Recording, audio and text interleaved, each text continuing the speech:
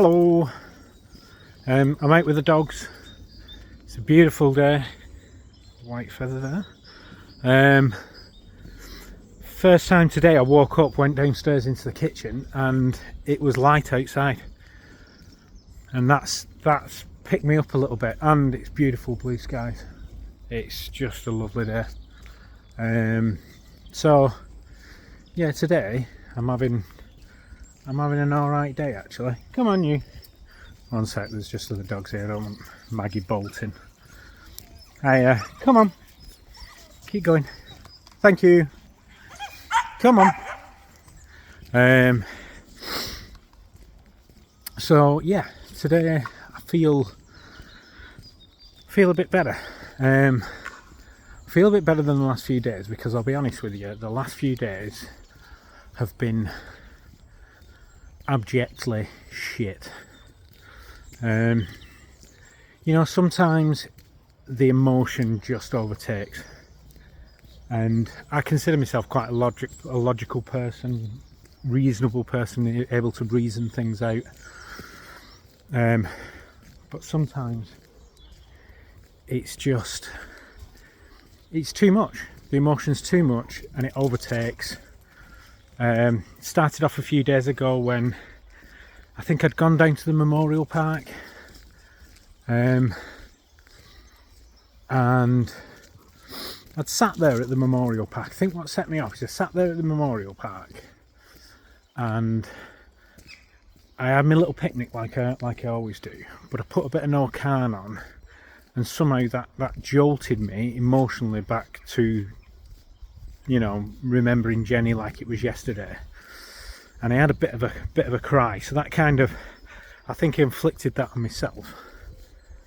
And then that evening, or that day, Isabel was sleeping over at her mate's, and it was weird because, I mean, don't get me wrong, Isabel goes to sleep and you won't see her out of the bedroom till lunchtime, so, you know, it's not like she's constantly walking around the house, but just the thought of her being out of the house, one less person in the house, just 3 of us rather than 4, used to be 5, really hit me. It kind of, you know, it knocked me for 6, which knocked me a little bit further down, which was interesting. And then it kind of started snowballing from there. Like the emotions really took over. I really started, I think, you know, they talk about different stages of grief where you have acceptance and all that kind of stuff, and then, but I think maybe the phase I'm going through at the moment is realisation, like the realisation that I'll never see her face again, I'll never touch her again, I'll never hear her voice, she'll never tell me off again, little things like that. And it's that kind of realisation that I think just kept coming back to me time and time again over the last few days. Really kind of, you know, sent me in a bit of a spiral. It was, you know, it was a difficult few days, to be honest with you. You know, I had a bit of a cry in the car, and I don't think I'm fully over it. I took Isabel to the doctors this morning because she's nauseous. She's feeling sick all the time, and we went and saw Jenny's doctor. Really, really nice. She's not actually a doctor, she's an advanced nurse practitioner, but she's excellent, very thorough. Anyway, we took Isabel there, and she obviously knows all our backstory, and she's so nice. And you know,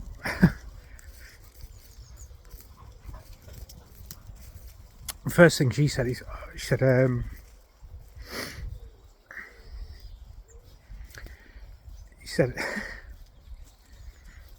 Isabel is the spitting image of Jenny. And I said, yeah. And then she's the first person, actually, I think, who's openly talked very straight and honest about grief with the kids. You know, she's like, she turned around to Isabel and she's like, "You're right, are you having counselling?" she's like, you've got to talk about these things. How are you dealing with it? Because it's a big thing. Your mum's passed away. You're 15 years old, and it was really refreshing to have somebody kind but honest and direct. That made me a little bit emotional, as it is doing now. But it was good. It was good. So yeah. So I'm still a little bit, but I definitely feel a lot better today. It's amazing how the weather does affect, because it is, like I say, a lovely day. But yeah, I just think I knew it was coming. I'd had a few weeks of feeling pretty buoyed up, and I could just feel it coming over the horizon. I knew that I was heading for a fall, and I was right. But it's fine, because what I am realising is that the fall is always succeeded by a climb. And the one thing I'm beginning to learn is that the falls are becoming a little bit further apart now, which is good. But they still happen. I think they'll always happen. I think I'll always have days where it's just shit. Come on. Electric quad bike, electric mud bike. Yeah. So yeah, I think I've gone through a torrid couple of days, and I should have come out and made a video actually, because it would have made me feel probably a little bit better. But I was in a really shit place, to be honest with you. But well, hopefully, you know me, I don't like to count my chickens before they've hatched. I could still be in a bit of a downward spiral this time tomorrow. Who knows? The house is still pissing me off. That's a pretty much constant at the moment. Pissed off with my sellers, the people I'm buying off, because I don't think they live in the real world. My buyers are now contacting me saying, is there any movement?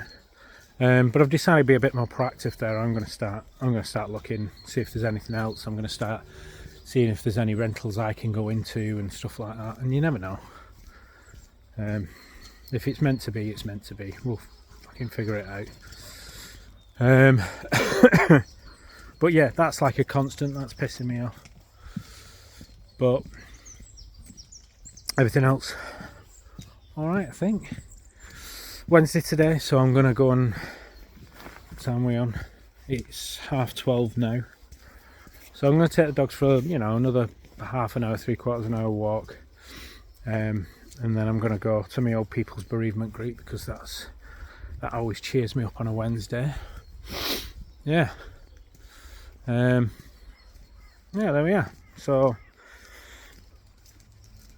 that's where we're up to at the moment. Slightly better day, I think I'll call this one. Not a good day, but a slightly better day. Right, well, hope you're all having a reasonable day, and I'll make another one soon, I suppose. Right, bye.